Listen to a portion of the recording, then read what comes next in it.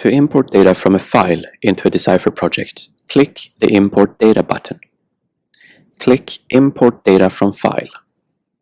If you haven't already uploaded the file you want to work with to the Dcipher cloud, do so by clicking Select a file from your device, or drag the file to the drop zone.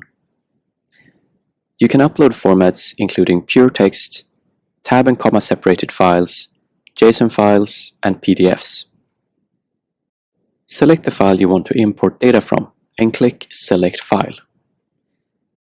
If your file has a separator, Dcipher will detect what it is, in this case tab. It will also find the columns present in your dataset and let you choose which ones to import. Click the Import button to import the data. If you select an Excel file, Dcipher finds the sheets in your file and asks you to select which one to import data from. It will then find the available columns.